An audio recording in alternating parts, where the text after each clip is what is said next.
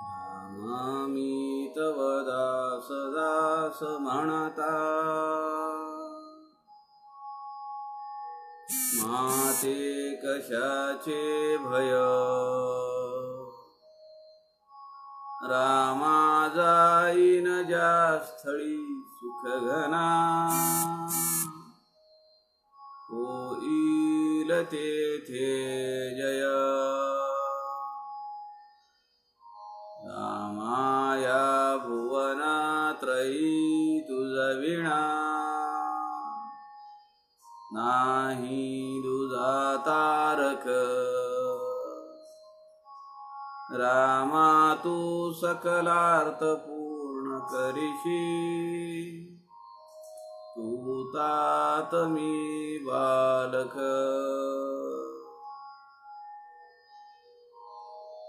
तुका सारिखे पूर्ण वैराग्य ज्याचे वसिष्ठा परी ज्ञान योगेश्वराचे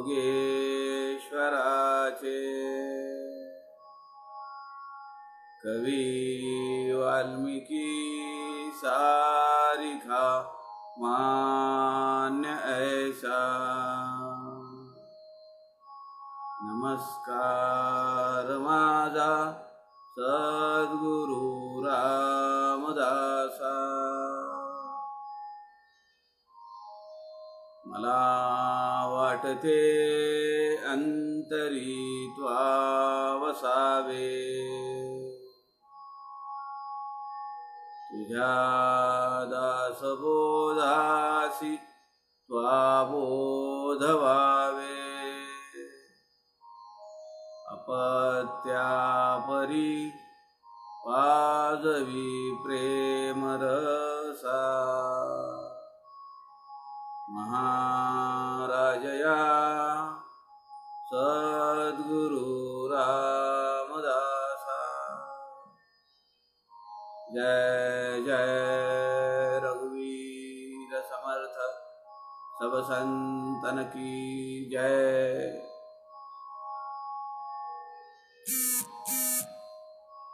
सज्जन हो नमस्कार। समर्थ रामदासांच्या वाङ्मयावर आधारित प्रस्थानत्रयी याविषयी आपण मागच्या 2 महिन्यापासून चिंतन करतो आहोत। वाङ्मयाखेरीज आपण समर्थ रामदासांच्या शिष्यांबद्दलही मनन चिंतन ऐकलं। सध्या आपण दासबोधातल्या 14व्या दशकाचा विचार करतो आहोत। 14व्या दशकातला हा पहिला समास आहे।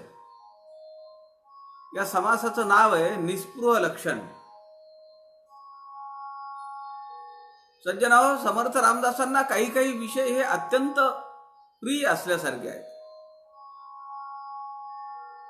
जसे काही शब्द त्यांच्या फार आवडीचे आहेत। विवेक हा शब्द अत्यंत आवडीचा आहे। करंटे हा एक शब्द आहे। जे काही करत नाहीत, नीट वागत नाहीत, त्यांना त्यांच्या जीवनाचं काही पडलेलं नाही, तर समाजाचा आणि राष्ट्राचा कधी विचार करतील? अशा लोकांना समर्थ रामदास करंटे असं म्हणतात। समर्थांना श्रवण,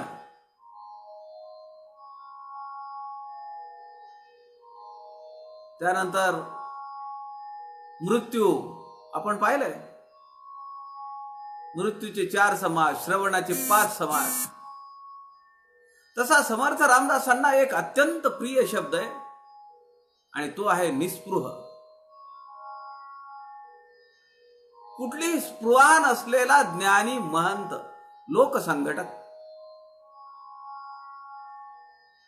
असा समर्थ रामदासांना त्यांचा शिष्य अपेक्षित आहे। या समासाचं नाव आहे निस्पृह लक्षण नाम। किती समास आले तो दासबोधामध्ये? या निस्पृह विषयाशी संबंधित असलेले 4 समास समर्थ रामदासांनी दासबोधामध्ये घेतलेले.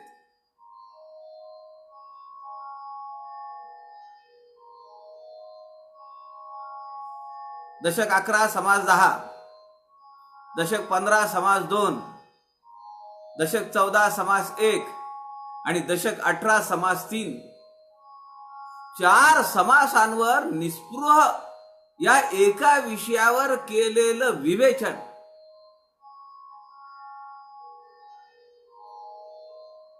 आश्चर्य वाटेल ना आपल्याला.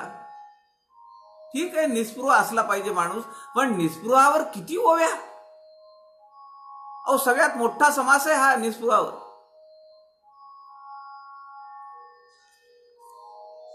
जवळपास 80 ओव्यांचा समास आहे. जी एखादी गोष्ट शिष्यांना, आपल्या भक्तांना, समर्थांना जास्त विशद करून सांगायची आहे, त्यासाठी त्यांनी जास्त समास वापरले, जास्त ओव्या वापरल्या. आपण पाहिलं दशक 5 समास 3, सत्शिष्य लक्षण. शिष्य कसा असला पाहिजे याचं वर्णन समर्थ रामदासांनी 104 ओव्यांमध्ये केलेलं आहे. दासबोधामध्ये सगळ्यात मोठा समास तो आहे. 200 समासांपैकी दशक 5 समास 3 शिष्य लक्षण, 104 ओव्या त्याच्यासाठी समर्थ रामदासांनी वापरल्या. निस्पृह लक्षणासाठी निस्पृहता कशी अंगी बांधवावी, त्या निस्पृहतेचे किती आयाम आहेत.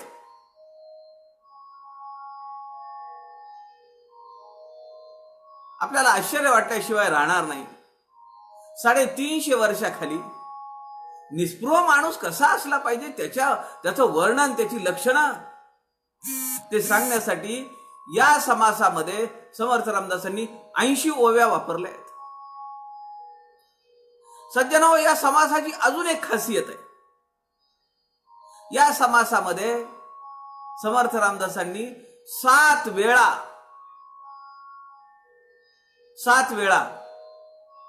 पैशासाठी कीर्तन करू नये, पैसे घेऊन यात्रा करू नये, शिष्याकडून दक्षिणा मागू नये, भिक्षा मागू नये, जास्त कुणी काही देऊ केलं तर भरमसाठ मागू नये. म्हणजे अर्थ या विषयाशी संबंधित असलेल्या 7 ओव्या समर्थ रामदासांनी या 80 ओव्यांपैकी निस्पृह लक्षण नाम समासामध्ये वापरलेल्या आहेत. हा एक अत्यंत गोड असलेला समास आहे. मी तुम्हाला मागे म्हणालो की काही समास असे आहेत की जे आपल्याला टची आहेत, ते जाऊन डायरेक्ट अंतःकरणाला भिडतात. आणि मी तुम्हाला माझा दासबोधही दाखवला की काही समास जे आहेत तर त्याला अंडरलाईन करणे, मार्किंग करणे, स्टार मारून ठेवणे, काहीतरी खूण करणे काही विषयासाठी म्हणून, आणि सगळ्याच्या सगळ्या ओव्या त्या अंडरलाईन झालेल्या आहेत, खुणा मारून झालेल्या आहेत. तसाच हा एक समास आहे. मी पुन्हा तुम्हाला माझा नेहमीचा वापरातला दासबोध दाखवतोय. तुम्हाला कदाचित दिसेल, हे पेन्सिलनी मारलेल्या खुणा आहेत आणि सगळ्या ओव्यांना या खुणा आहेत. मी आपल्याला मागे म्हणालो की मनाच्या श्लोकांचा एक छोटा वरदानंद भारतींनी आपल्या जवळ खिशामध्ये ठेवलं प्रवासामध्ये, आणि काही विशेष वाटले की त्यांनी अंडरलाईन करा विचारणाला. काही दिवसानंतर आप्पांच्या लक्षात आलं की आपण 205 श्लोकातल्या प्रत्येक चरणाला अंडरलाईन केलीये किंवा मार्किंग केलीये किंवा खूण करून ठेवलीये. समर्थ रामदासांचं वाङ्मय हे असं आहे. हा समास जो आहे 80 ओव्यांचा समास आहे. या समासामध्ये समर्थ रामदासांनी माणूस किती निस्पृह असला पाहिजे विशेषतः त्यांचा जो भक्त आहे, त्यांचा जो शिष्य आहे, कारण त्याला समाजात वावरायचे. तो केवळ मठात बसणार आहे का? तो केवळ आश्रम धारण करून बसणार आहे का? नाहीये. त्याला समाजाचं काम करायचं, लोकसंघटनाचं काम करायचं. मग तो किती निस्पृह असला पाहिजे, तो किती अनासक्त असला पाहिजे, तो किती अपेक्षा विरहित असला पाहिजे, तो किती अलिप्त असला पाहिजे, याचं विवेचन समर्थ रामदासांनी या समासात केलेले. स्वतः समर्थ रामदास हे अत्यंत वैराग्यशील पुरुष होते. प्रखर वैराग्य होता, अत्यंत निस्वार्थी होते. आणि समर्थांचं जिवंत चरित्र जर आपल्याला पाहायचं असेल तर असे अनेक समास आहेत, त्यातला हा एक समास आहे, निस्पृह लक्षण. या समासातल्या प्रत्येक ओवीला समर्थ रामदासांच्या जीवनातल्या किंवा त्यांच्या चरित्रातला प्रसंग आपल्याला त्याची जोड लावता येईल.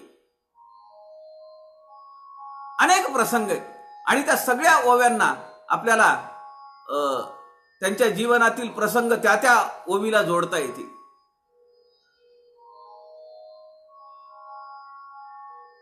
त्याशिवाय का या देशामध्ये त्या काळात 5 मुसलमानी सत्ता राज्य करत असताना या देशावर 1100 मठांची निर्मिती केली, हजारो मारुतीची मंदिरं उभा केली, रामाचं भव्य दिव्य मंदिर चाफळला उभं केलं, 1400 मठपतींची नेमणूक केली. उगीच होतंय का मला सांगा? अहो 5-50 कार्यकर्ते सांभाळायचं असलं तर आपल्या डोक्यावर किती आठ्या येतात.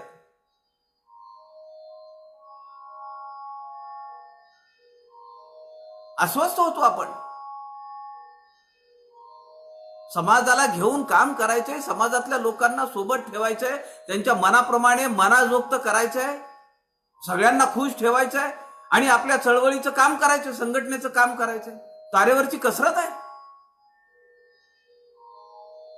साधा उत्सव असतो 2 दिवसाचा, नवरात्र असतं रामनवमीचं, त्याच्यासाठी एक समिती गठीत होते.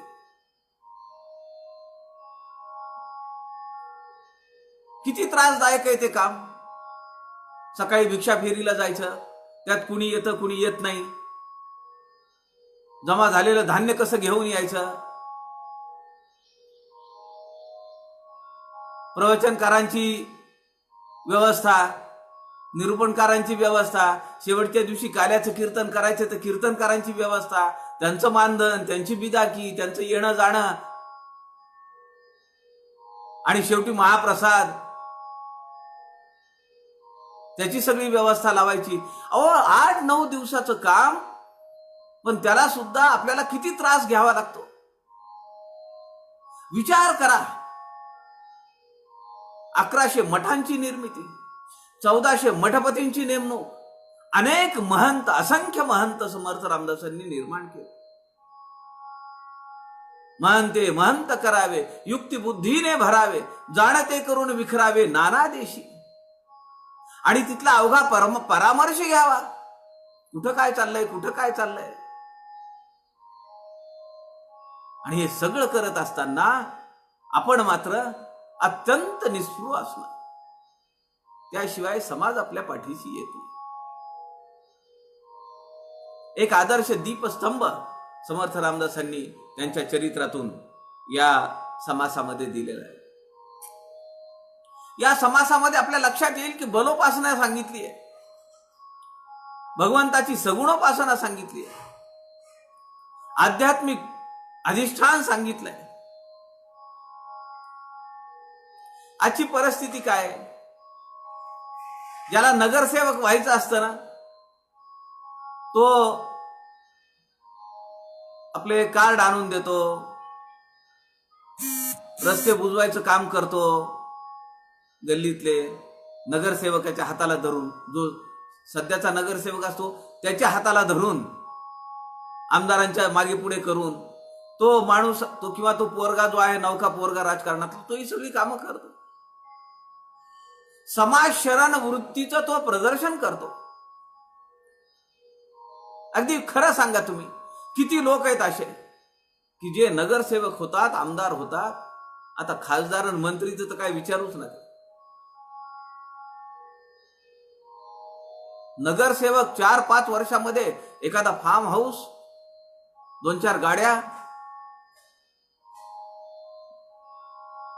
कुठून येतं हे सगळं? निस्पृहता असल्यावर असलं काही होणार नाही. आणि म्हणून समर्थ रामदासांच्या नादी सहजासहजी कुणी लागत नाही. कारण त्यांना माहिती आहे इथे गेल्यावर काय लंगोट लावून फिरावं लागेल. लोकांना तर साधन संपत्ती पाहिजे.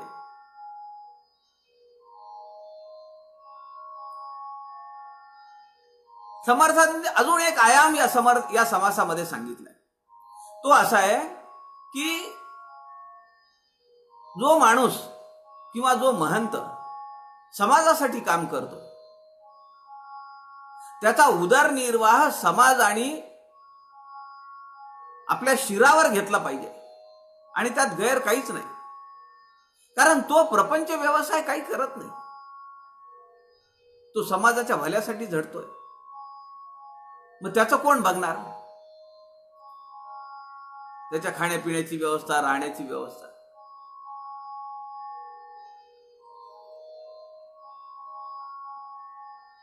त्याची एक म्हण आहे, गंगेला जायचंय, गंगेची पूजा करायची आहे. मग आपण घरून पाणी नेतो का, नळाचं, बोरचं? गंगेची पूजा करायला जायचं. आपण गंगेला जातो, तांब्याभर पाणी घेतो, पूजा करतो, राहिलेलं पाणी टाकून मोकळा तांब्या घेऊन घरी येतो. निस्पृह कार्यकर्ता असा असला पाहिजे. त्यांनी काही सोबत आणता कामा नये. पण त्यांनी काही सोबत आणता कामा नये, पण त्याच्या चरितार्थाचं, त्याला काय हवं नको ते, त्याच्या जीवनासाठी काय आवश्यक आहे ते बघायचं काम समाजाचं आहे.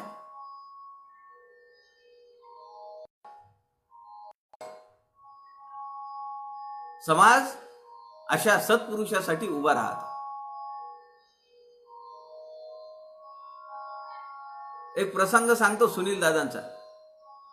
सुनील दादा जेव्हा ऍडमिट झाले आणि डॉक्टरांनी सांगितलं की 25,000 रुपये तुम्ही आता भरा हॉस्पिटलमध्ये.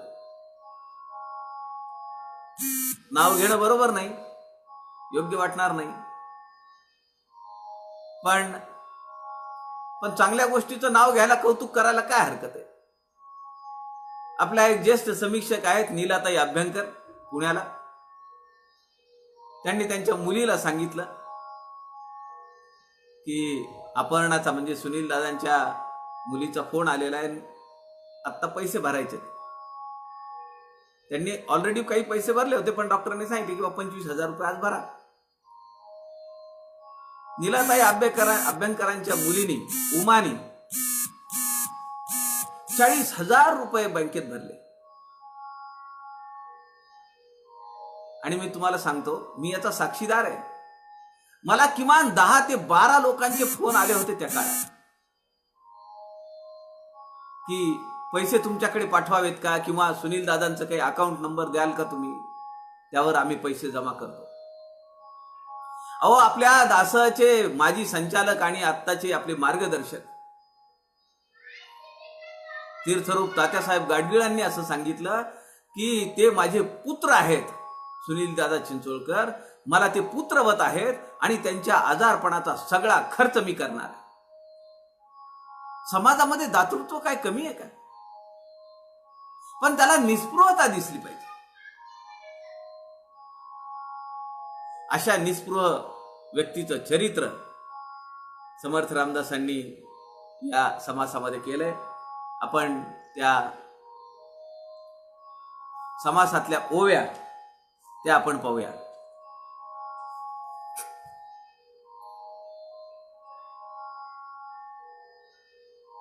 ऐका निस्पृहाची शिकवण, युक्ती बुद्धी शहाणपण, जेणे राहे समाधान, निरंतर श्रीराम.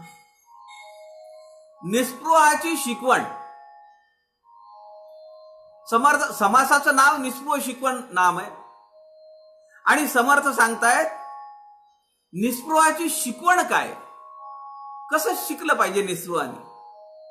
युक्ती बुद्धी शहाणपण त्याच्याकडे हे मुळात आहेच आहे. जेणेर आहे समाधान निरंतर.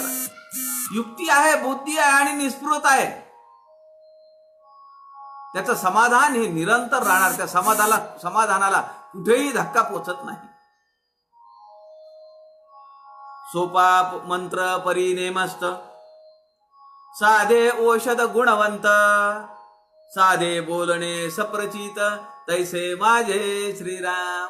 माझं जे बोलणं आहे निस्पृहाविषयी ते अत्यंत सोपं आहे, साधं आहे, पण औषध कसं आहे, एकदम लागू पडणार आहे. फार महागडं नाहीये, फार खर्च करावा लागणार नाही. निस्पृहता अंगी बाणवायला काही खर्च करावा लागतो का?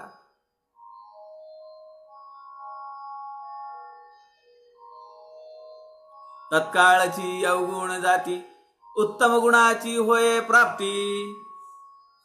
शब्द औषध तीव्र श्रोती, साक्षेपे सेवावे श्रीराम.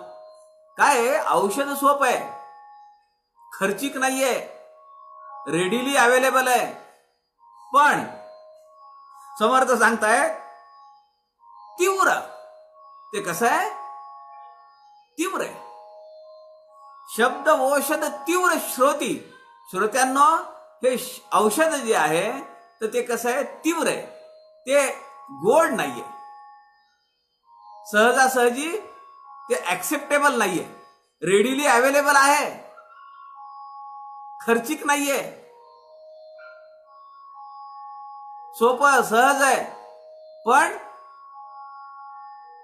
घेण्यासाठी माणसाचं ते मन तयार होत नाही. ते तीव्र आहे. कडवट औषध घ्यावं वाटतं का? तसं आहे. समर्थ म्हणतात पण असं जरी असलं तरी साक्षेपे सेवावे. साक्षेप आपल्याला माहितीये, अत्यंतिक प्रयत्न. पण प्रयत्न करून हे सेवन केलं पाहिजे. कारण आमची वृत्ती तशी आहे का, आम्हाला सारखं हे पाहिजे, ते पाहिजे, अजून पाहिजे, अजून पाहिजे, अजून पाहिजे, असंच वाटत राहतं. कधीतरी आपल्याला वाटतं की ठीक आहे, आता एवढं मिळालं, आता फार झालं. हे वाटलं पाहिजे. आणि एक दोन वेळा नव्हे, कधीतरी वर्ष 6 महिन्यातून एकदा नव्हे, कायम वाटलं पाहिजे. सफिशियंट आहे. परवल्लय, ते तामिळनाडूतले स्वामी होते, परवल्लय स्वामी. बस ठीक आहे, काळजी नको. समर्थ पुढे आता या चौथ्या ओवीमध्ये एक मंत्र देत आहेत, प्रिकॉशनरी स्टेटमेंट. निस्पृहता धरू नये, धरली तरी सोडू नये, सोडिली तरी हिंडो नये, ओळखी मध्ये श्रीराम. निस्पृहता धरू नये. आता खरं तर तुम्ही म्हणाल की हा समास निस्पृहच आहे, आणि निस्पृहता धरू नये का सांगितलंय? या शब्दाचा अर्थ आपल्या लक्षात आला पाहिजे. एखादी गोष्ट धरावी लागतीये म्हणजे त्याला विशेष श्रम करावे लागतात. मी हा दासबोध धरलाय, मग धरलाय तर मला त्याला पकडून ठेवावं लागतंय. निस्पृहता धरू नये याचा अर्थ ती अंगी बांधली पाहिजे, तिला धरून ठेवण्याची गरज नाही. तो आपला स्वभाव झाला पाहिजे, सहजपणे आली पाहिजे. धरिली तरी सोडू नये, सोडिली तरी हिंडो नये, ओळखी मध्ये श्रीराम. आता एकदा निस्पृह माणूस झाल्यानंतर त्यांनी ओळखीमध्ये, ओळखीच्या लोकांकडे, नातेवाईकांमध्ये जाऊ नये. फार समर्थांनी जाम सोडल्यानंतर किती वेळा समर्थ त्यांच्या आयुष्यात 82 वर्षामध्ये जांभेला आले? केवळ 3 वेळा, केवळ 3 वेळा आले. मग आता इथं त्यांचे मित्र आहेत, त्यांचं कुलकर्णी पण आहे, त्यांची शेती आहे, वाडी आहे, सगळंच आहे ना. पुतणे आहेत, काय येऊ नये? बरं 1100 मठ करून ठेवले, का मठांवर जाऊन राहू नये? 1-1.5 महिना या मठावर, 1-1.5 महिना त्या मठावर, का नाही जाऊन राहू नये? त्यातून निस्पृहतेला तडा जाऊ शकतो. म्हणून ज्या ठिकाणी समर्थ रामदासांनी सगुण परीक्षा अवकड मध्ये सांगितलंय, जिथं जास्त मान मिळतो तिथं जाऊ नये वारंवार. मान मिळतो आहे, आपल्याला या म्हणतायत म्हणून सारखंच जर तिथं जाऊ लागला तर मग त्याच्यासाठी काय केलं पाहिजे? नवीन नवीन लोकांकडे जायला पाहिजे. भिक्षा मिसे लहान थोरे परीक्षून सोडावी श्रीराम. घरांची घरे पाहावी असं सांगतायत समर्थ. त्यामुळे काय होईल? पुढचा समास आहे ते भिक्षा निरूपण. निस्पृहच्या नंतर लगेच भिक्षा आहे. त्याला गरज आहे ना, निस्पृह माणसाला भिक्षेची गरज आहे. 350 वर्षापूर्वी भिक्षेवर लिहिणारा संतांच्या मांदियाळीमध्ये समर्थ रामदास हे केवळ एकमेव संत आहेत. भिक्षेचं महात्म्य पटवून दिलंय समर्थ.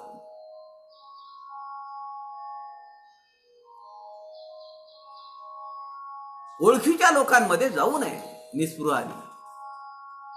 नवीन नवीन लोक शोधावेत, जज करावेत, कसाला लावावेत.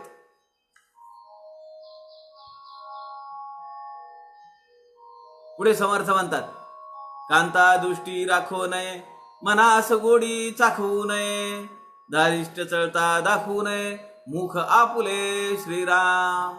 हे प्रिकॉशनरी मेजर आहे, काळजी घेतली पाहिजे. निस्पृहता घेतलीये ना, अंगी बाणवलीये, मग ते किती आयामांवर निस्पृह असला पाहिजे माणूस. कांता दृष्टी देखो नये, मनास गोडी चाखू नये. खाण्यापिण्याचे फार गोड पदार्थ खाऊ नयेत. धारिष्ट चालता दाखवू नये, मुख आपुले. एक धारिष्ट आहे. निस्पृहता अंगी बाणवणं हे मोठं धारिष्ट्याचं काम आहे. आणि ते त्याला जर तडा गेला, धारिष्ट जर संपलं, तर पुन्हा त्या समाजात किंवा त्या गावामध्ये, त्या लोकांमध्ये अशा निस्पृह माणसांनी तोंड दाखवू नये. तिथं जाऊ नये पुन्हा, नाही तर लोक हसतील. एके स्थळी राहो नये, कान कोंडे साहो नये, द्रव्यदारा पाहो नये, आळखेपणे श्रीराम. आचार भ्रष्ट होऊ नये, दिल्या द्रव्य घेऊ नये, उणा शब्द येऊ नये, आपणावरी श्रीराम. हा पहिला अर्थविषयक मंत्र आहे. 7 ओव्या समर्थ रामदासांनी या समासामध्ये सांगितलेल्या आहेत. अर्थप्राप्तीसाठी काहीही करू नये, आचार भ्रष्ट होऊ नये, दिल्या द्रव्य घेऊ नये. अशा माणसाला देणार ना समाज, देणार नाही अशातला भाग नाही. पण दिलं का घे, दिलं का घे असं नाही करू. लोक पाकिट देतात, अहो तुमचा एवढा प्रवास होतोय, अशा सत्पुरुषांना लोक देतात ना, आपणही देतो. पण समजा हातामध्ये 2000 रुपये घातले, अहो नको ना एवढे, काय करायचे, मला काही गरज नाही त्याची. ठीक आहे, तुम्ही आग्रह करताय, 1000 रुपये ठेवीन, 500 रुपये ठेवीन, प्रवासाला लागतील. पण ते पैसे जमवण्यासाठी म्हणून, संग्रह करण्यासाठी म्हणून दिल्या द्रव्य घेऊ नये, उणा शब्द येऊ नये, आपणावरी श्रीराम. मग असं जर झालं तर लोक देतील. पण नंतर लोक काय विचार करतात जेव्हा ते एकत्र येतात तेव्हा, अरे आपल्याकडे ते आले होते ना, मी म्हटलं अरे एवढा चांगला माणूस आहे, धर्माचं काम करतोय, संप्रदायाचं काम करतोय, 2 दिवस माझ्याकडे राहिले, फार बरं वाटलं. जाताना मी त्यांना 5000 रुपयाचं पाकिट केलं बरं का. दुसरा म्हणतो मी 1000 रुपये दिले, कुणी म्हणेल 500 रुपये दिले, कुणी म्हणेल 2000 रुपये दिले. मग आता त्यांच्या चर्चा होईल की अरे 2-3 दिवसामध्ये 10-12 हजार रुपये यांनी दिले. उणा शब्द येऊ नये आपणावरी. आध्यात्मिक क्षेत्रातल्या ज्ञानी महंतांनी, ज्याला लोकसंघटनाचं कार्य करायचंय, त्यांनी याच्याकडे फार लक्ष दिलं पाहिजे. उणा शब्द येऊ नये आपणावरी, याच्या संदर्भात मला एक प्रसंग आठवतो, समर्थांच्या चरित्रातला प्रसंग. काय झालं, आपल्या नाथ महाराजांचे, एकनाथ महाराजांचे नातू बाबाजी पंत, ते काही उद्योग व्यवसाय करण्यासाठी कर्नाटकात गेले. आपल्याला माहिती आहे की राणूबाई, समर्थ रामदासांच्या आईची बहीण, आई राणूबाई, त्यांची बहीण जी आहे, त्या बहिणीचे मिस्टर यजमान हे एकनाथ महाराज आहेत. मावशीचा नवरा आहे. आता मावशीचा नातू, एकनाथ महाराजांचा नातू, तो काही उद्योग व्यवसायानिमित्त कर्नाटकात गेला आणि येताना त्यांनी 101 मोहरा जमवल्या आणि पैठणला जायचे म्हणून निघाला. मग रस्त्यामध्ये त्याला वाटलं की बुवा समर्थांचा मठ वगैरे तिथं होता आणि समर्थ या ठिकाणी आहे, चला आपले नातेवाईकही आहेत, म्हणून तो आला. त्यांनी दर्शन वगैरे घेतलं. ते म्हणाले, आलायस तर थांब, राहा आजच्या दिवस, जेवण वगैरे कर, भोजन प्रसाद घे आणि मग जा सावकाश. हे सगळं सांगितलं की असं असं मी व्यापार धंदा केला, 101 मोहरा जमवले, आता घरी चाललो मी. ते म्हणले, वा वा, छान छान. तेवढ्यात काय झालं की काही ब्राह्मण मंडळी आली, 101 लोक आले. मग समर्थ म्हणाले की थांबा, आता जाऊन स्नान वगैरे करून या, भोजन करा. ते म्हणाले, अहो पण तुम्ही भोजन कसं घालणार आम्हाला 100 लोकांना, तुमच्याकडे काय शिधा सामुग्री आहे? ते म्हणाले, तुम्ही नका त्याची चिंता करू, ज्याची मला आरती करायची आहे तो राम बघून घेईल काय करायचं ते प्रसादाचं. आणि त्याप्रमाणे समर्थांनी पूजा वगैरे सगळी झाली. ही मंडळी सगळी ब्राह्मण मंडळी स्नान करून नदीवर जाऊन आले.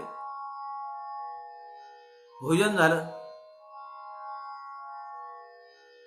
बाबाजी पंतांना समर्थ रामदासांनी त्या मोहरा मागितल्या, त्यांनी देऊन टाकल्या. त्या 101 मोहरा. ते म्हणाले, मोहरा कुठे तू आणल्या? ते दिली पिशवीत. त्यांनी प्रत्येक ब्राह्मणाला एक मोहरा दिली. 100 मोहरा संपल्या. ती एकच ठेवली त्या पिशवीत. ब्राह्मण मंडळी गेली निघून. बाबाजी पंतांचा मुक्कामही झाला. दुसऱ्या दिवशी सकाळी ते म्हणाले, ठीक आहे, ओके, बाय बाय. आता बाबाजी पंतांची अडचण अशी झाली की मागताही येत नाही. थोडे मनाने खट्टू होऊन, आता शेवटी काय हो, मन आहे माणसाचं, पण नाथ महाराजांचे नातू आहेत, ते निघाले गावाकडे. काही बोलले नाही ते एका शब्दाने. घरी गेले. थोडा चेहरा बारीक आहे.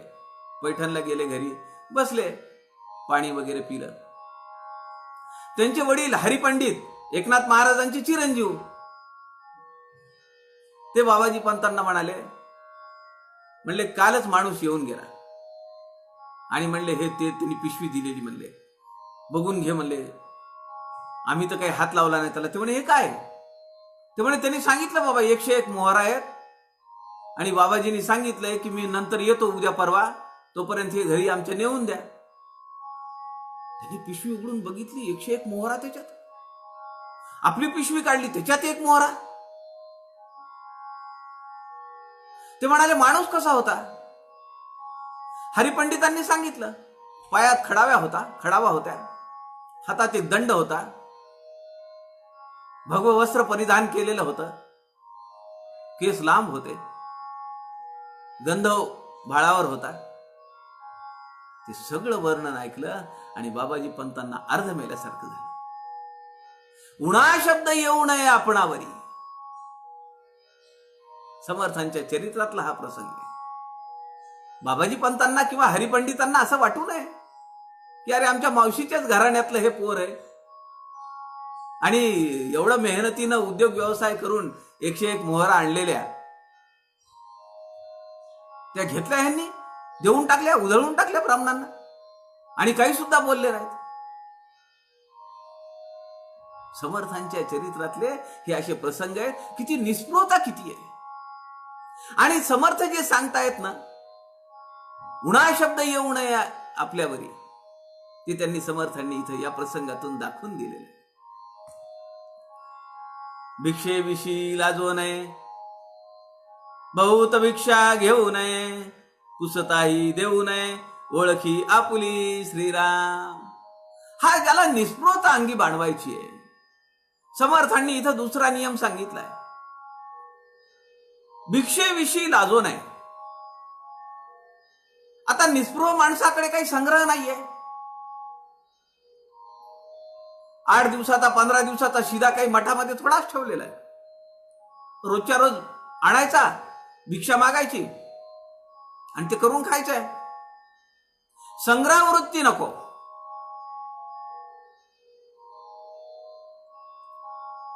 समर्थ म्हणतायत भिक्षेविषयी लाजो नये. भिक्षा आणि भीक यात फरक आहे. भीक ही निव्वळ चरित्रासाठी आहे, प्रपंचासाठी आहे. भिक्षा ज्याने प्रपंच सोडलेला आहे, जो राष्ट्रासाठी काम करतोय, देवासाठी काम करतोय, समाजासाठी काम करतोय, त्याने भिक्षा मागायला अधिकार आहे. आणि ती केवळ भिक्षा नाही राहत, ती कामधेनू होते, अमृतवल्ली होते. अहो, देवादिकांनी मागितलेली आहे भिक्षा. म्हणून समर्थ म्हणतात, मग तुला काय लाज आहे? भिक्षेविषयी लाजो नये, बहुत भिक्षा घेऊ नये. आता इथं सुद्धा अर्थ जास्त धन घेऊ नये, जास्त भिक्षा घेऊ नये, मोले कीर्तन करू नये, त्यातला हा दुसरा संदर्भ आहे. 7 संदर्भ समर्थ रामदासांनी या समासामध्ये दिलेले आहेत. बहुत भिक्षा घेऊ नये, पुसताही देऊ नये, ओळखी आपुली श्रीराम. प्रसंग आठवा तुम्ही. 12 वर्ष फक्त समर्थ जांबेमध्ये राहिलेले, लग्नाच्या बोहल्यावरून जे निसटले, रात्रंदिवस पळत धावत काट्या कुट्यातून सरळ रामाच्या चरणाजवळ आले. काय नाशिकला काळाराम मंदिरामध्ये उभे राहिले. लोक येत आहेत, बुक्का लावतायत, पेढा तोंडाला लावतायत. रामाच्या गर्दी गर्दी गर्दी. समर्थांना वाटलं, मी ज्या रामाच्या शोधात आहे तो हा राम नव्हे, माझा आत्माराम कुठे आहे, ज्यांनी मला इथपर्यंत आणलं, ज्यांनी मला बालपणी दृष्टांत दिला, हुरमुजी रंगाचं वस्त्र दिलं, एक बाण दिला, 13 मंत्र देऊन मला अनुग्रह दिला, तो राम कुठे? मग त्या रामाच्या शोधामध्ये साधना करण्यासाठी समर्थ रामदास नाशिकवरून 10 किलोमीटरवर टाकळी गावात आले. नंदिनी आणि गोदावरीच्या नदीच्या पात्रामध्ये संगमावर उभा राहून तिथं ध्यानधारणा केली.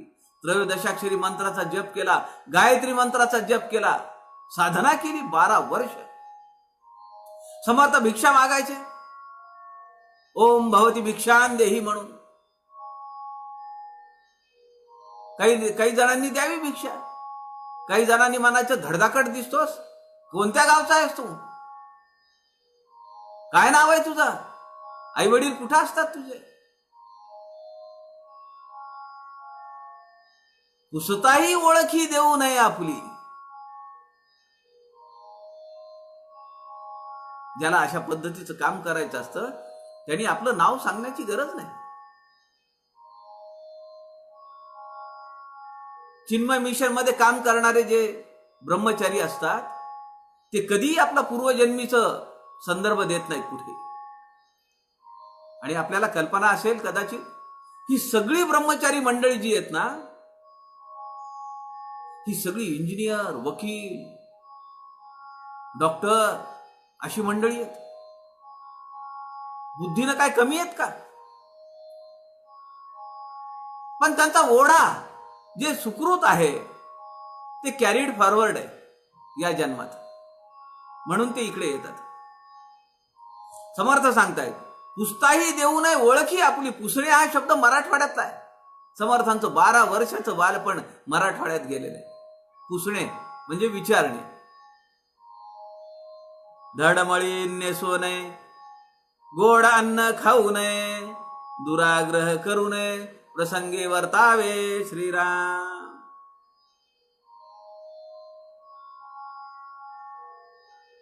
धड मळीन वस्त्र नेसो नये.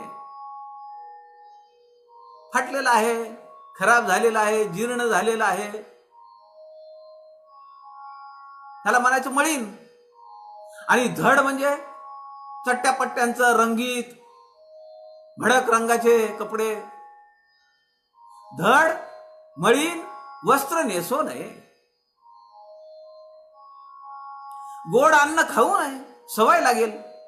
आता हा निस्पृह माणूस आहे, समाजामध्ये याला इकडे तिकडे भटकायचं काम आहे. गोड खाल्लं तर कसं वाटेल, कसं राहील, ते सवय लागेल गोड खायची. दुराग्रह करू नये, प्रसंगे वर्तावे. प्रसंग पाहोण चालावे, हटनिग्रही न पडावे. यत्न निरूपण. प्रसंग पाहोण चालावे, हटनिग्रही न पडावे. प्रयत्न करणारा पुरुष कसा असतो तसं समर्थ या ठिकाणी सांगतात. दुराग्रह करू नये, प्रसंगे वर्तावे. मी म्हणाल तेच करायचं असं नाही, प्रसंगानुरूप वर्तलं पाहिजे. आपण ज्यांच्याकडे गेलो त्यांच्याकडे काही अडचण आहे, चालवलं पाहिजे. मला बोलावलं तुम्ही, माझी व्यवस्था नाही ठेवली असं म्हणून चालेल का? भोगी मन असो नये, देह दुःख त्रासो नये. पुढे आशा धरू नये, जीवित्वाची श्रीराम. भोगी मन असू नये, देह दुःख त्रासो नये, पुढे आशा धरू नये, जीवित्वाची.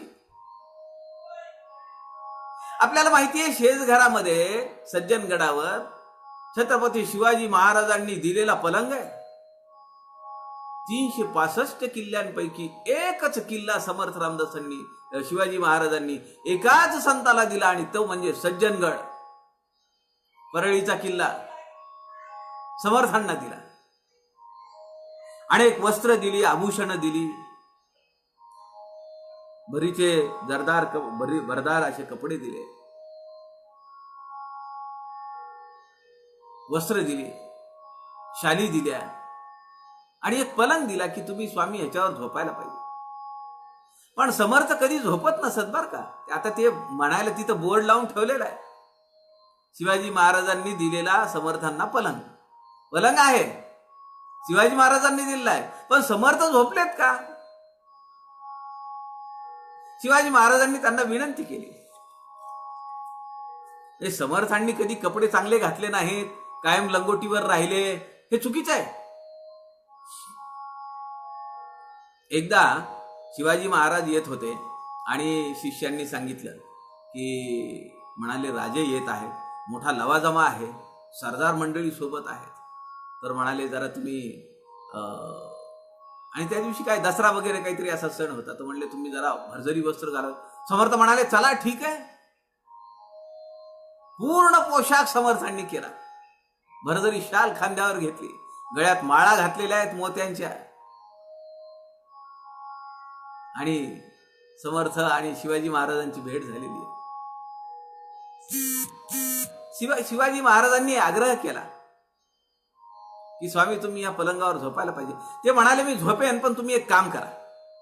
राजांना म्हणाले यावर्षी पंढरपूरला जा, आणि पंढरपूरला जात असताना बारीक लक्ष ठेवा की कोण असा अधिकारी व्यक्ती की जो पलंगावर झोपतो. अधिकारी व्यक्तीला पलंग द्या म्हणाले, त्यांना झोपायला सांगा. शिवाजी महाराजांना वाटलं खरंच काय बघायला पाहिजे, स्वामी सांगतायत म्हणजे काहीतरी असणार आहे त्यात. शिवाजी महाराजांनी वेषांतर केलं, पंढरपूरला गेले. अनेक लोकांना भेटत होते, ते जज करत होते, कोण आहे ज्ञानी, कोण आहे विरक्त, कोण आहे वैराग्यशील, विवेकी. आणि त्यांना गणेशनाथ नावाचे एक सद्गुरुस्थ मिळाले. आता राजे वेषांतर केलेले जरी असलं तरी सगळी सिस्टीम सोबत आहे ना. त्यांनी लगेचच आदेश दिला आणि एक पलंग आला. शिवाजी महाराजांनी गणेशनाथ महाराजांना सांगितलं की गुरुजी आपण या मी तुमच्यासाठी पलंग आणलेला आहे, या पलंगावर तुम्ही झोपा. ते गणेशनाथ महाराजांनी लक्षात आलं त्यांच्या की ही व्यक्ती वल्ली कोण आहे, एवढ्या दिवसापासून आपल्या सोबत आहे. ते म्हणाले, मी तुम्हाला ओळखलंय, तुमच्या मनातला हेतू माझ्या लक्षात आलाय. ठीक आहे, तुमच्या आग्रहा खातर, स्नेहा खातर, प्रेमापोटी आजचा एक दिवस मी पलंगावर झोपेन. शिवाजी महाराजांना आनंद झाला. नमस्कार करून शिवाजी महाराज गेले. दुसऱ्या दिवशी सकाळी शिवाजी महाराज त्यांना भेटायला आले आणि आश्चर्यचकित झाले. गणेशनाथ महाराजांनी पलंगावरच्या चादरीच्या खाली काटे, दगड असे टाकून ठेवलेले होते. शिवाजी महाराजांना आश्चर्य वाटलं आणि त्यांच्या लक्षात आलं का समर्थांनी सांगितलं.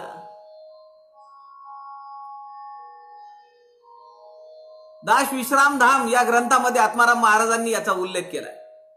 काय म्हणतायत आत्माराम महाराज? अरे देहासी देता सौख्य सुरवाड. गणेशनाथ महाराज राजांना सांगतायत, अरे देहासी देता सौख्य सुरवाड, होईल तेने परमार्थ घरबुड. परमार्थ बुडेल माझ्याकडून, घर बुड, परमार्थाचं घर बुडेल म्हणून घर बुड. साधकासी कासया भलती भीड. साधकाला भीड घालणं, आग्रह करणं बरोबर नाही, कारण त्याच्या साधनेमध्ये व्यत्यय येईल. साधकासी कासया भलती भीड, स्वहितास खंड करावया. त्याचं जे स्वहित आहे ते त्याला मिळू द्या, त्याच्यामध्ये खंड नको. साधने नावडती जया साधका, तनु कष्टविना लुबरा जो का. जो आपल्या देहाला कष्टवीत नाही, साधना करताना खडं तर तपस साधना करत नाही, तो लुबरा आहे, मोह आहे त्याच्या मनात. न फिटे तयाला भव भय धोका, साधनेची सिद्धा जीवन. तेव्हा शिवाजी महाराजांच्या लक्षात आलं, नाही, आपण आग्रह करता उपयोगी नाही. पलंग आहे सज्जनगडावर, पण फार क्वचित वेळा समर्थ रामदास त्या पलंगावर झोपलेले. विरक्ती गळो देऊ नये, धारिष्ट चळो देऊ नये, ज्ञान मळीन होऊ नये, विवेक बळे श्रीराम. करुणा कीर्तन सोडू नये, अंतर्ध्यान मोडू नये, प्रेमतंतू तोडू नये, सगुण मूर्तीचा श्रीराम.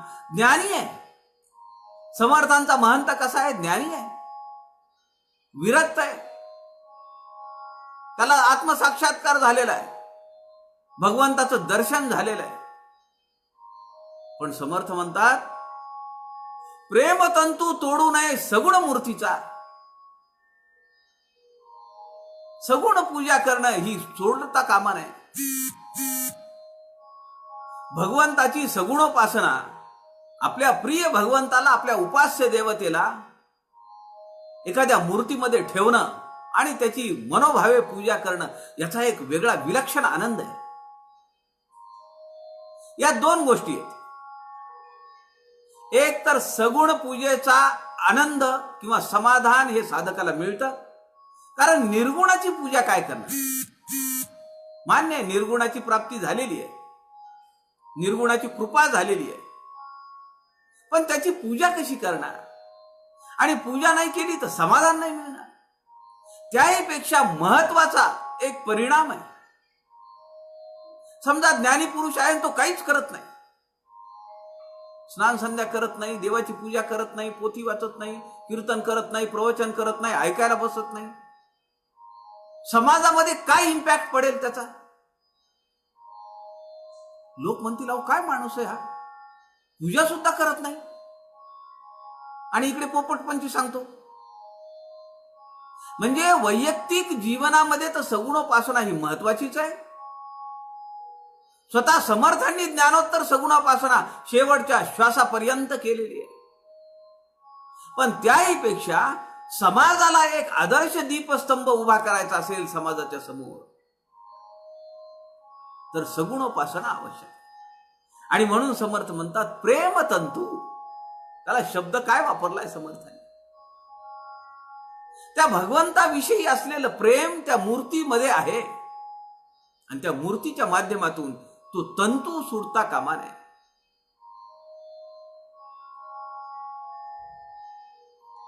पोटी चिंता धरू नये, कष्टे खे अंतर्ध्यान मोडू नये, समयी धीर सांडू नये, काही केल्या श्रीराम. जो निस्पृह आहे त्याने चिंता करण्याचं काहीच कारण नाही. विदेह जनकांच्या चरित्रातला प्रसंग आहे.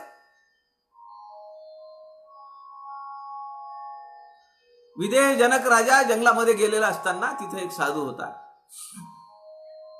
राजाला वाटलं की साधूला आपण किती ते तप करून ध्यानधारणा करून शरीर कसं कृश झालंय, यांना आपल्या राजवाड्यात घेऊन जाऊ, थोडे दिवस आराम करतील, साधना तिथेही करता येईल, यांना खाणं पिणं व्यवस्थित, आपल्याला सेवा घडेल.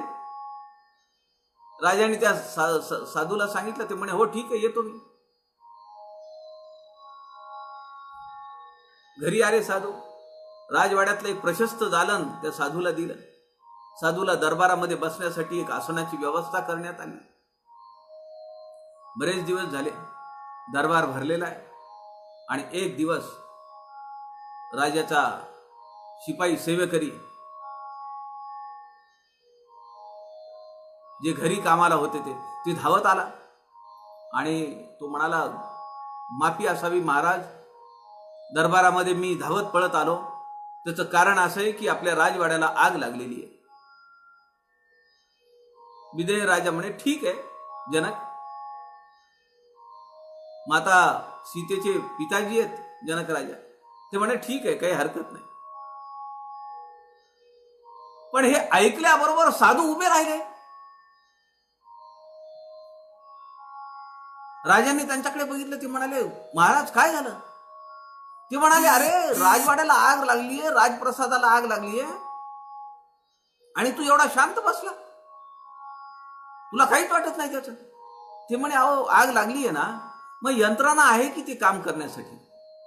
आपला दरबार चालू आहे, लोक इथं तिष्ठत उभे आहेत आणि यातून धावत पळत जाण्यासारखं काही नाहीये. ते म्हणे, तुला काही नसेल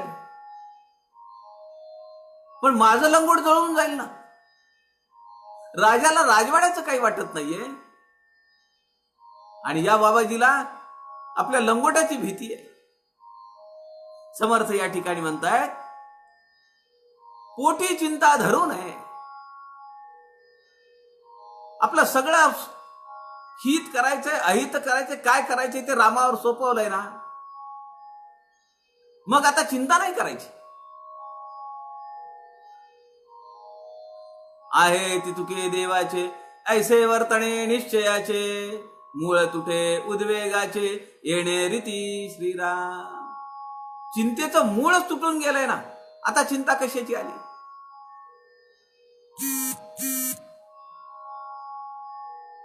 देवा वेगळे कोणी नाही, ऐसे बोलती सर्वही, परंतु त्यांची निष्ठा काही तैसी नसे श्रीराम. या महाराजांची बाबाजींची निष्ठा नाहीच आहे, त्यांचा जीव अडकलाय लंगोटात. पोटी चिंता धरू नये. समर्थांच्या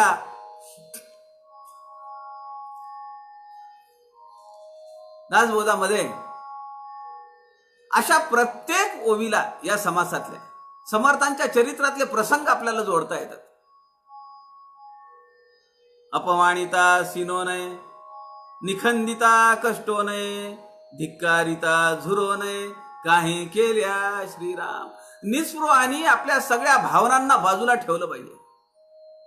कुणी धिक्कार केला हरकत नाही, अपमान केला हरकत नाही. अपमान कुणाचा केलाय? माझ्यातल्या आत्मतत्वाचा नाही केलेला. मी एका खेड्यामध्ये गेलो होतो, फार वर्षापूर्वीची गोष्ट आहे. आणि ते जे दुकानदार होते त्या दुकानाच्या तिथं मी बसलेलो होतो. छोटं दुकान होतं. परळी तालुक्यामध्ये एक छोटं गाव आहे बेलकुंड नावाचं, त्या ठिकाणी मी गेलो होतो. बेलम बेलम नाव आहे त्या गावाचं. आणि त्या ठिकाणी बरीच वर्ष झाली या गोष्टीला. त्या दुकानावर मी बसलो होतो. छोटं दुकान होतं ते. काका जे आहे ते दुकान ते सामान वगैरे देत होते. आणि एक जण माणूस आला तर अमृतपान करून आला होता, शरबत घेऊन. अमृतपान नाही म्हणता येणार, शरबत घेऊन. आमचे रंगनाथराव उंबरकर म्हणतात शरबत घेऊन आला. आणि मग आला तो बोलायला लागला आदवा तादवा त्या दुकानदाराला. दुकानदार काही नाही, एकदम शांत, काही चिडेना, काही बोलेना, हकलून देईना, उतरून थोबाडीत मारेना. थोडा वेळ बोलला बोलला तो उभा राहून माणूस आणि गेला निघून. पुन्हा भेलकांड्या खात खात असं पुढे निघून. मी त्या दुकानदारांना विचारलं, अहो म्हणलं तुम्हाला एखादी त्याला थापड लगावून दिली असती नाही, दोन एखादं काठी हातात घेतली असती तर पळून गेला असता. त्यांनी जे उत्तर दिलं त्या दुकानदारांनी, ते काका मला असं म्हणाले, त्यांनी मोप शिया दिल्या म्हणले मला. शिया म्हणजे शिव्या. त्यांनी मोप शिया दिल्या पण म्या घेतल्याच नाही ना. त्यांनी शिव्या दिल्या पण मी घेतल्या नाही, त्यामुळे मला लागायचा प्रश्नच नाही. ते परत त्याच्याकडे गेले. समर्थ या ठिकाणी म्हणताय, अपमानिता सिनो नये, निखंदिता कष्टो नये. म्हणजे कुणी आपली निंदा केली, वाईट साईड बोललं, हरकत नाही, तो त्याच्या दृष्टीने बोललाय. पण मला माहिती आहे की माझं वागणं कसं आहे, मग मी काळजी कशाला करायला पाहिजे. निखंदिता कष्टो नये, धिक्कारिता झुरो नये. म्हणून आमच्याकडे अधिकारी म्हणतात. अधिकारी या शब्दाचा अर्थ काय हो? ज्याचा धिक्कार केला तरी त्याचा अधिकारी, त्याचा अर्थ असा आहे त्याचा धिक्कार कधी होत नाही, म्हणून तो अधिकारी आहे. पण अधिकारी लोकांचा तर लवकर अपमान होतो त्यांचा. थोडं काही त्यांच्या मनाविरुद्ध गेलं की लगेचच ते चिडतात. विरक्ती गळो देऊ नये, धारिष्ट चळो देऊ नये, ज्ञान मळीन होऊ नये, विवेक बळे श्रीराम. आपल्या ज्ञानाला कायम तासत राहिलं पाहिजे. सज्जनो, बुद्धी ही लोखंडासारखी आहे एका दृष्टीने. ती जर तशीच ठेवून दिली तर तिच्यावर गंज चढेल आणि एक दिवस ते तुटून जाईल. गंज चढलेलं लोखंड कामाचं नसतं, ते लवकर तुटतं. पण जर तिला तासत राहिलं, घासत राहिलं,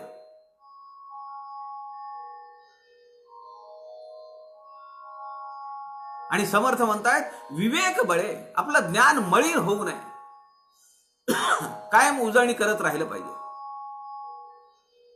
विवेकाच्या बळाने, बुद्धीच्या बळावर.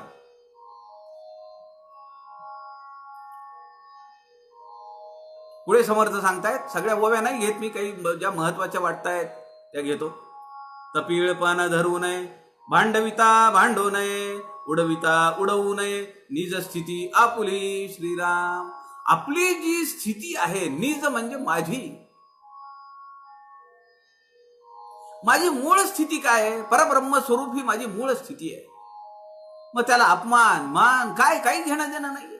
ते आत्मतत्व आहे, अविनाशी तत्व आहे. ते सगळे जे मानापमान जे आहे, सुख दुःख जे आहे, ते या देहाचे. पण त्यातला मी बाजूला आहे. मी म्हणजे हात नव्हे, मी म्हणजे डोळे नव्हे, मी म्हणजे कान नव्हे, मी म्हणजे हा शर्ट नव्हे, मी म्हणजे चष्मा नव्हे, मी म्हणजे हात पाय नव्हे. मी वेगळा आहे कुणीतरी. मी झोपलो आणि झोपून उठल्यानंतर छान झोप झाली, फ्रेश वाटतंय. आता हे कुणाला वाटतंय? या देहाला वाटतंय का? तो आनंद कुणी घेतला? कुणाला समाधान मिळालं? आणि जेव्हा तो आनंद घेत होता तेव्हा तो सांगितलं का? त्याला जाणवलं का? तेव्हा नाही. ते सगळं उरकल्यानंतर मग त्याची अनुभूती होते, मग त्याची प्रचिती येते. ओ, मी गाढ झोपलो होतो आणि मला आता छान वाटतंय, फ्रेश वाटतंय, थकवा सगळा दूर गेला. तो मी, ती निज स्थिती आहे. ती निज स्थिती कसल्याही परिस्थितीमध्ये समर्थ म्हणतायत ती सांडू नये, ती सोडता उपयोगी नाही.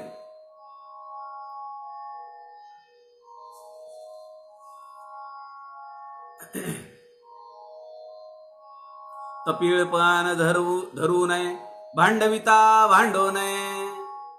संबंध पडू देऊ नये चांडाळाशी श्रीराम. काय सांगतायत समर्थ? तपीळपण धरू नये. तापटपणा काही कामाचा नाही. लगेच राग येणं, लगेच क्रोध येणं, फडफड बोलणं, अद्वा तद्वा बोलणं आणि वर त्याची मखलाशी करायची. आपण माझा स्वभावच असा आहे, स्पष्ट वागताय मी. समर्थ या ठिकाणी म्हणतायत तपीळपण धरू नये, भांडविता भांडू नये. कुणी भांडायला जरी आला तरी आपण शांत राहिलं पाहिजे. स्वामी विवेकानंदांची गोष्ट एक,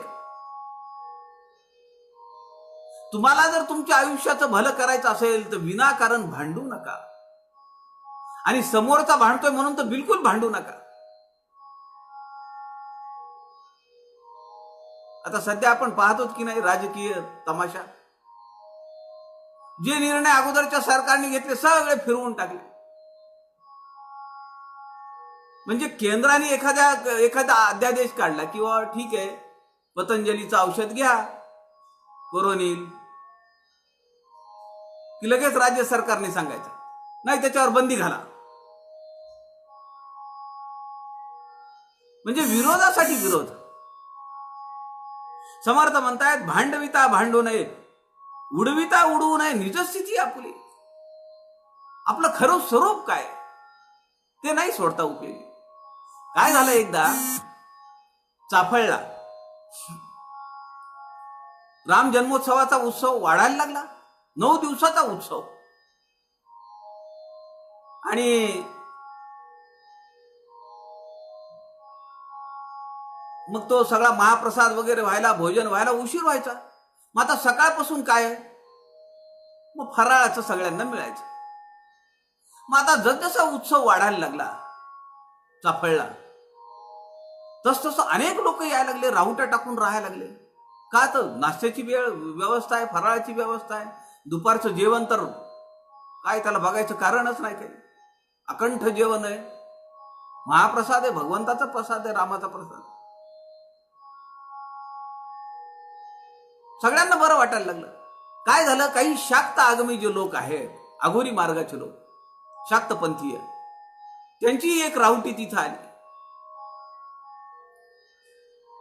आणि फराळाचं सामान आलं नाही म्हणून यांनी 2 हरणं मारली बाण लावून तीरकमठ्याने. आता ते समजलं जयराम स्वामींना काही शिष्यांना, ते सगळे तिथं गेले. तपीळपणा धरून समर्थ सांगतायत धरू नये. पण हे तपीळ काही त्यातले 1-2 शिष्य अंगावर धावून गेले त्यांच्या. भांडविता भांडू नये. आता खरं तर अशा पवित्र ठिकाणी हरण मारायचं काही कारण आहे का? पण ते शाक्तपंथी लोकांनी केलं. ते त्यांना समज द्यावी, नंतर तिथं भांडाभांडी चालू झाली.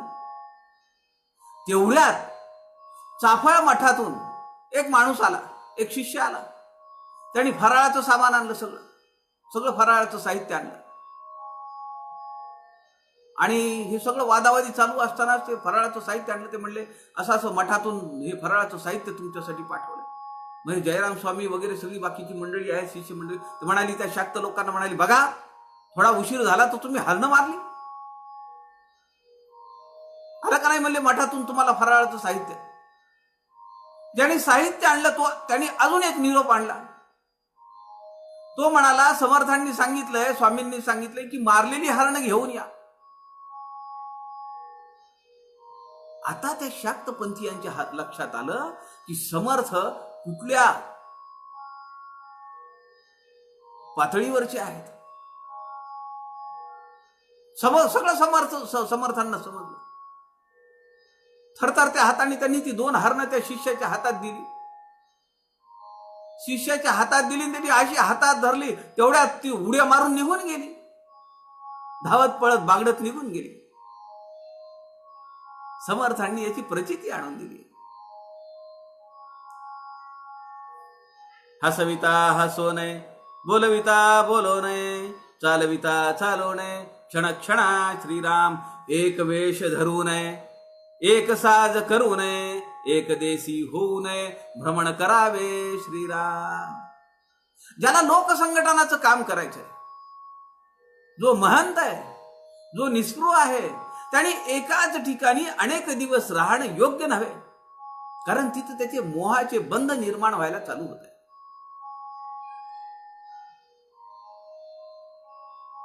एक वेश करू नये, एक वेश धरू नये, एक साज करू नये. काय म्हणजे त्यामध्ये नित्य नूतनता असावी. कधी धोतर घातलंय, कधी ट्रॉझर घातलीये, पण म्हणून कधी सूट पॅन्ट घालायची, नेकटाय लावायची का? असं नाही. त्या त्या पंथाला अनुसरून जो वेश आहे तो असलाच पाहिजे. पण फार जसं वर सांगितलंय, मळीन वस्त्र नेसू नये, फार धड वस्त्र नेसू नये, तसं एकच साज करू नये. रोज रोज रोज रोज तेच. जरा फरक असला पाहिजे. आपल्याला वाटतं का नाही, आज हा शर्ट घातलाय रेशांचा, उद्या चेक्सचा शर्ट घालू, परवा काय टी शर्ट घालू. एक साज करू नये, एक वेश धरू नये, एका ठिकाणी राहू नये, परिभ्रमण करावे.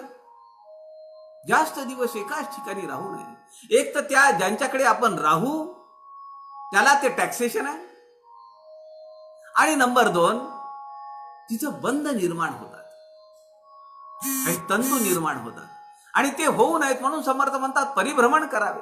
आणि ज्याला लोक संघटनेचं काम करायचंय त्यांनी फिरलं पाहिजे, मठामठांमध्ये गेलं पाहिजे. आम्ही ग्राहक पंचायतीचं काम करतो, आमच्या संघटकांनी परिभ्रमण केलं पाहिजे. या तालुक्याला जा, त्या तालुक्याला जा, तिथं जाऊन बैठक घे, तिकडे जाऊन ग्राहक मार्गदर्शन सेवा केंद्राचं काम बघ, तिकडे अभ्यास वर्ग घे, ग्राहक पंचायतीची माहिती सांग. फिरत राहिलं पाहिजे ना. न फिरवल्यामुळे काय काय होते आपल्याला माहिती आहे. भाकरी करपते, घोडा आजारी पडतो. म्हणून परिभ्रमण करावे, फिरवलं पाहिजे, फिरत राहिलं पाहिजे. सेवा साधना नावाचं एक पुस्तक आहे. कुणी काढलंय हो? हे रामकृष्ण मठाने प्रकाशित केलेलं पुस्तक आहे. एकनाथजी रानडेंचं पुस्तक आहे. एकनाथजी रानडेंनी जे आपण श्रीपाद शिला स्मारक जे म्हणतो स्वामी विवेकानंदांचं, जागतिक पातळीवरचं ते स्मारक आहे. आपण पाहिलं असेल, पाहिलं नसेल तर अवश्य जाऊन या एकदा.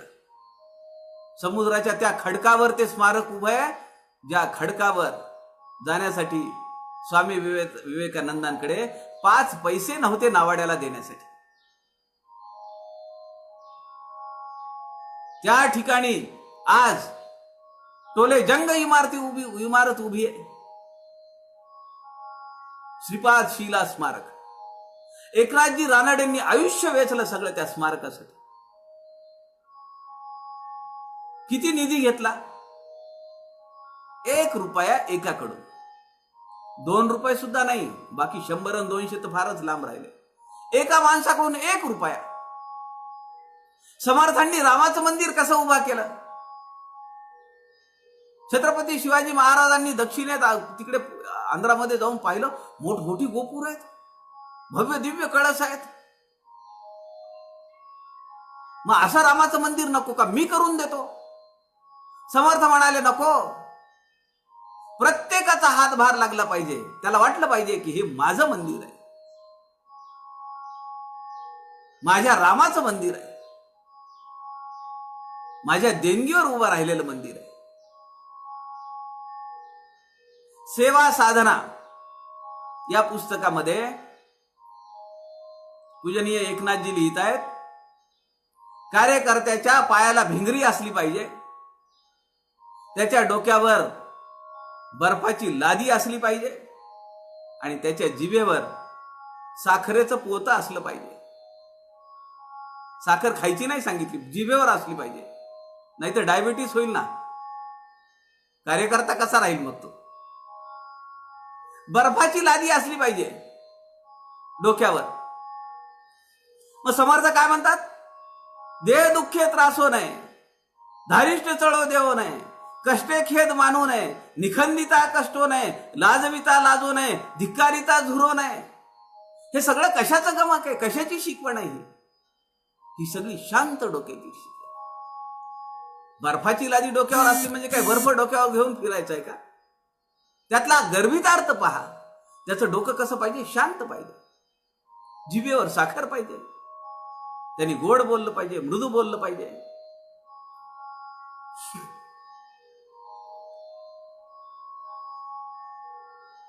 आणि पायाला भिंगरी असली पाहिजे, म्हणजे त्यांनी परिभ्रमण केलं पाहिजे. अनेक ठिकाणी त्यांनी गेलं पाहिजे, अनेक मठांमध्ये गेलं पाहिजे, अनेक दासबोध अभ्यास मंडळ जिथं जिथं आहेत त्यांनी बोलावलं की तिथं जायला पाहिजे. आमचे सुनील दादा किती फिरले हो. अखंड चक्र होतं पायाला. मध्य प्रदेश काय, कर्नाटक काय, राजस्थान काय, गाडीनं जायचे, कार घेऊन. कारच्या मागच्या सगळ्या त्या मागची सीट आणि पाठीमागे ते सामान ठेवायची जी डिकी आहे त्याच्यामध्ये पुस्तकं भरलेली. गाडी चालवणार आहे आणि सुनील दादा, बस दोनच माणसं गाडीमध्ये, बाकी सगळी पुस्तकं. म्हणून समर्थ म्हणतात परिभ्रमण करावे.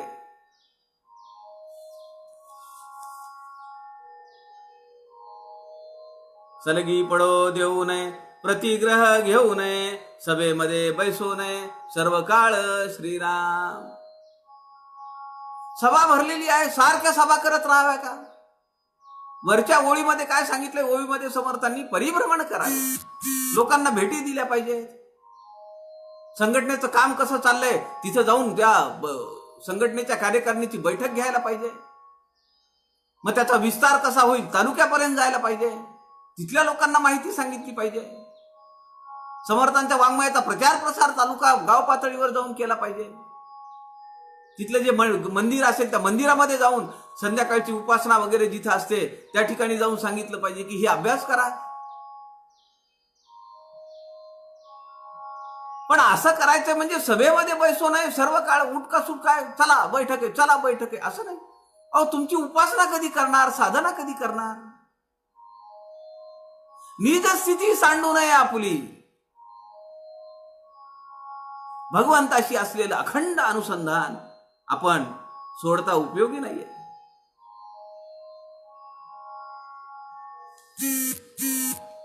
नेम अंगी लावू नये, भरवसा कोणास देऊ नये, अंगीकार करू नये नेमस्तपणाचा श्रीराम. आता काय होतं की असा जो ज्ञानी पुरुष आहे, जो लोकसंघटक आहे, त्याच्या ओळखी पाळखी खूप असतात आणि मोठ्या थोरा मोठ्यांच्या ओळखी असतात. सामान्य माणसं तर त्याला भसतातच, पण जी जाणकार लोक धुरीण असतात समाजातली ते पण पाहतात की अरे हा माणूस झटतोय, हा माणूस निस्पृह आहे, हा माणूस ज्ञानी आहे, समाजाची तळमळ आहे त्याला, तो आपलं आयुष्य झोकून देतो या कामासाठी. मग ती लोक त्यांना भसतात, त्यांचे चाहते बनतात. मग अशा लोकांचा रॅपो वाढतो. मग एखाद्या माणसाला वाटतं की जरा महाराजांना सांगावं, म्हणजे ते त्यांना सांगतील, त्यांची यांची उठबैस भरपूर आहे. मग ते आपल्याला भरीला पाडतात. तुम्हाला मी सांगतो, बिंदू माधव जोशी आमच्या ग्राहक पंचायतीचे संस्थापक, या देशातल्या ग्राहक चळवळीचे अध्वर्यू, ग्राहक चळवळीचे प्रणेते. त्यांनी मंत्रीपद भूषवलेलं आणि फक्त भारतीय जनता पक्षच नव्हे तर काँग्रेस आहे, कम्युनिस्ट आहे, अनेक पक्षांमधले लोक त्यांच्या परिचयाचे आणि मोठमोठी लोक. मग कार्यकर्त्याला वाटायचं. एकदा मी त्यांच्यासोबत आम्ही खूप प्रवास केला. आम्ही एका गावात गेलो. तिथला जो कार्यकर्ता होता तो होता वकील, मोठा पदाधिकारी, जिल्हा कार्यकारिणीवर, व्यवसायाने वकिली. आता ते काय आहे की गव्हर्नमेंट प्लीडर जे असतात, शासनाचे वकील, तर त्याच्यासाठी त्यांना नेमणूक करून घ्यायची होती त्या पदासाठी. मग ते त्यांनी अर्ज वगैरे भरला होता आणि आम्ही एका घरी थांबलो होतो भोजनासाठी. तेव्हा ते तिथं आले. ते म्हणाले की थोडे 2 मिनिट बोलायचंय. म्हणलं काय विषय? तर म्हणले नाही, थोडं हे मला एक निवेदन द्यायचं. आता जिल्हा कार्यकारिणीचा माणूस आहे, निवेदन द्यायचं ठीक आहे, आपण म्हणजे आपल्याला मनात काही येत नाही. आमचं जेवण वगैरे झालं. आम्ही निघताना नानांना सांगितलं, आम्ही त्यांना नाना म्हणत असू, बिंदू माधव जोशींना, असं असं वकील साहेब भेटणार आहेत, आपल्याला काही बोलायचं त्यांना. ते म्हणाले बोला बोला, काय काय म्हणताय, काय चाललंय वगैरे विचारलं त्यांनी ते काढलं पत्र आणि हातात दिलं त्यांच्या. ते म्हणाले नाना, मी असं असं गव्हर्नमेंट प्लीडरसाठी अर्ज केलेला आहे आणि आपण जर एखादा फोन माननीय मुख्यमंत्र्यांना केला तर माझं काम होऊन जाईल. मी माझ्या आयुष्यात बिंदू माधव जोशींच्या जवळ एक 7-8 वर्ष आम्ही 5-6 जण सावलीसारखे राहिलो. पण त्या काळामध्ये मी कधीही बिंदू माधव जोशींनी कुणाला चिठ्ठी दिली आहे, कुणासाठी फोन केलाय, कधीही मला आठवत नाही. चांगल्या ओळखी पाळखी असून सुद्धा. का? कारण बिंदू माधव जोशींनी लोकसंघटनाची सूत्र जी आहे ती समर्थांच्या चरणाजवळ शिवथरगडी सज्जनगडावर बसून शिकलेली आहेत. म्हणून समर्थ रामदास स्वामी या ठिकाणी सांगतात, नेम अंगी लावू नये, भरवसा कोणास देऊ नये, अंगीकार करू नये नेमस्तपणाचा. उगीच कुणाला आशेला लावण्यात काही अर्थ नाही. आणि माणूस त्याच्या काही स्वार्थासाठी म्हणून जर काही करणार असेल तर तो संघटनेच्या कामासाठी म्हणून आलेला नाहीये, तो त्याच्या काहीतरी वैयक्तिक लाभासाठी म्हणून आलेला. खिचडी मिळतीये म्हणून जो मुलगा शाळेत जातो तो शिकायला जातो का? बघा, सध्याच्या काळामध्ये आपल्याला माहिती आहे, आता लॉकडाऊन चालू आहे, यावर्षी तर शाळेचं तर कल्याणच आहे सगळं. पण जी काही शासनाच्या योजना आहेत, दूध देणं शाळेमध्ये, खिचडी देणं, त्याच्यासाठी मुलगा जातोय का शिक्षणासाठी जातोय? जे लोक एकदम मोठमोठे पुढारी झाले, मोठमोठे वैज्ञानिक झाले, त्यांना काय मिळालं शाळेमध्ये? गोडी लावणं वेगळं, गोडी चाखणं वेगळं, आणि त्याची ऍडिक्शन होणं, त्याच्या अधीन होणं हे वेगळं. नित्यनेम सांडू नये, अभ्यास बुडो देऊ नये, परतंत्र होऊ नये, काही केल्या श्रीराम. समर्थ काय म्हणताय? ज्ञानमळीन होऊ नये, विवेक बळे. आपलं ज्ञान हे कायम ताजं असलं पाहिजे. अनेक ग्रंथांचे संदर्भ आपल्याला घेता आले पाहिजे. अनेक संतांच्या चरित्रातले प्रसंग आपल्याला प्रसंगानुरूप सांगता आले पाहिजेत. तेवढा अभ्यास झाला पाहिजे.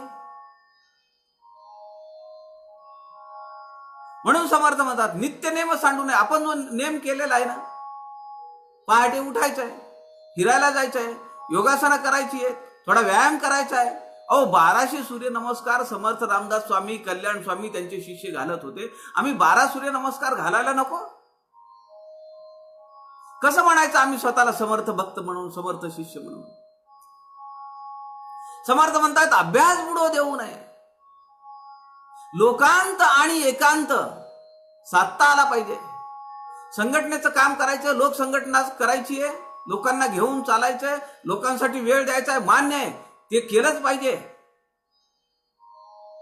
पण त्यातल्या त्यात वेळ काढून मी माझी साधना केली पाहिजे, माझी उपासना केली पाहिजे, एकांतात बसलं पाहिजे, थोडं अंतर्मुख झालं पाहिजे, आत्मपरीक्षण केलं पाहिजे की माझं काय चुकतंय, काय बरोबर आहे.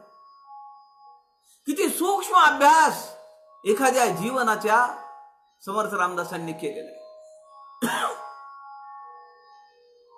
स्वतंत्रता मोडू नये, निरापेक्षा तोडू नये, परापेक्षा होऊ नये, क्षणक्षणा श्रीराम, वैभव दृष्टी पाहू नये. हे फार सुरेख ओवी आहे, अर्थपूर्ण आहे. वैभव दृष्टी पाहू नये, उपाधी सुखे राहू नये, एकांत मोडू देऊ नये, स्वरूप स्थितीचा श्रीराम. वैभवाला भुलू नये. तुम्हाला माहिती आहे स्वामी विवेकानंदांच्या जीवनातला एक प्रसंग आहे. स्वामी विवेकानंदांची कॅलिफोर्नियामध्ये मोठमोठी भाषणं व्हायला लागली. शेकडो लोक यायला लागले भाषणाला. आणि स्वामी विवेकानंदांना तिथले जे फार श्रीमंत गृहस्थ होते, पण ते आध्यात्मिक होते, त्यांनी स्वामी विवेकानंदांना घरी बोलावलं.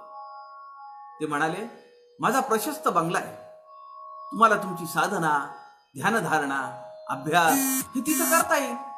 आणि लोक तुम्हाला भेटायला आले तर तुम्हाला पुढे मोठी जागा आहे, बाग बगीचा आहे, तिथं बसून तुम्हाला सगळ्यांशी संवाद साधता येईल. आता समर्थांचा हा ज्ञानी पुरुष आहे, लोकसंघटक आहे स्वामी विवेकानंद. ते म्हणाले, चला ठीक आहे, काही हरकत नाही, जिथं बोलावलं तिथं जायचं.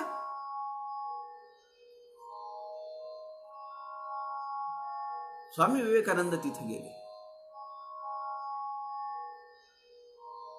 जेवण वगैरे झालं, संध्याकाळ झाली. स्वामी विवेकानंदांना एका प्रशस्त दालनामध्ये उतरण्याची व्यवस्था करण्यात आली. स्वामी विवेकानंद त्या पलंगावर बसले आणि झोपले थोड्या वेळाने.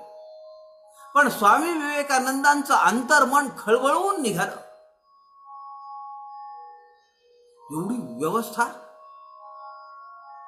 वैभव खूप होतं त्या ठिकाणी. आणि ती मऊ गादी, स्वामी विवेकानंदांना कितीतरी वेळ झोप लागेना. स्वामी विवेकानंदांनी ती चादर घेतली, खाली जमिनीवर टाकली आणि झोपले. पहाटेच्या वेळेस ते जे यजमान होते, घराचे घरमालक, ते सहज स्वामी विवेकानंदांच्या दालनाकडे आले. दार उघडच होतं, लोटलेलं दार होतं. त्यांनी त्या लोटलेल्या फटीतून, दाराच्या फटीतून पाहिलं आणि त्यांना धक्का बसला. स्वामी विवेकानंद जमिनीवर झोपले. बेचैन झाले ते. थोड्या वेळानंतर आवाज आला रूम मध्ये, त्या दालनामध्ये. स्वामी विवेकानंद उठले. सज्जन हो, त्या यजमानांनी स्वामी विवेकानंदांना विचारलं, स्वामीजी, माझी काही चूक झाली का? सेवेत काही कचुराई झाली का? ते म्हणाले, का म्हण तुम्ही असं विचारता? ते म्हणाले, अहो तुम्ही पलंगावर नाही झोपला, चक्क त्या चादरीवर, जमिनीवर चादर टाकून झोपलात तुम्ही. स्वामी विवेकानंदांनी त्यांना जवळ बोलावलं. सज्जन हो, ज्या उशीवर स्वामी विवेकानंदांचं डोकं होतं, ती उशी स्वामी विवेकानंदांच्या अश्रूंनी ओली झालेली होती. ते म्हणाले, मला मध्यरात्रीपर्यंत झोप नव्हती. मी एक संन्यासी आहे, मी ज्ञानी आहे. ज्या उच्च संस्कारांचं देणं घेऊन मी इथं मांडण्यासाठी आलो, त्या माझ्या भारत भूमीतले असंख्य लोक, कोट्यावधी लोक, त्यांना झोपायला नाहीये, त्यांना खायला पोटभर अन्न नाहीये. मी ढळून निघालो रात्री, मला कितीतरी वेळ झोप नाही आणि माझ्या डोळ्यातून अश्रूंचा पाझर चालू होता. तुमची ही उशी जी आहे ना, ती ओली झाली आहे.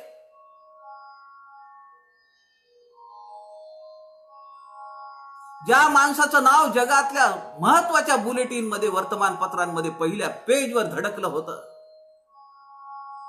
असा ज्ञानी पुरुष, ठाकूरांचा सत्शिष्य, पट्टशिष्य नरेंद्र स्वामी विवेकानंद, त्यांच्या जीवनातला हा प्रसंग काय सांगून जातो? वैभव दृष्टी पाहू नये, उपाधी सुखे राहो नये, एकांत मोडू देऊ नये स्वरूप स्थितीचा. माझी स्थिती काय, माझं खरं स्वरूप काय? मी कुठल्या देशातून आलोय की ज्या देशामध्ये माझे भाऊ बहीण, माझे देशवासी, त्यांना एक वेळचं पोटभर खायला नाहीये. आणि मी इथं तुमच्या वैभवामध्ये गाद्या गिरद्यांमध्ये लोळू का? असा ज्ञानी माणूस, असा महंत, असा लोकसंघटक समाज शरण वृत्तीनं तयार करण्यासाठी समर्थ रामदासांनी निस्पृह लक्षण समास सांगितलेला आहे. समास मोठा आहे सज्जन हो, 80 ओव्यांचा समास आहे. साधारण 25 ओव्या आज आपल्या झालेल्या आहेत. हा समास आणि ही वृत्ती आपल्या अंगी बाणवण्यासाठी समर्थांचं चरित्र आणि हा समास याची सांगड घालण्यासाठी उद्या दुपारी 2 वाजता आपण पुनश्च भेटूया. आपल्या सगळ्यांच्या हृदयस्थ परमेश्वरास वंदन करतो, नमस्कार करतो. झालेली सेवा समर्थांच्या चरणी अर्पण करतो. जय जय रघुवीर समर्थ.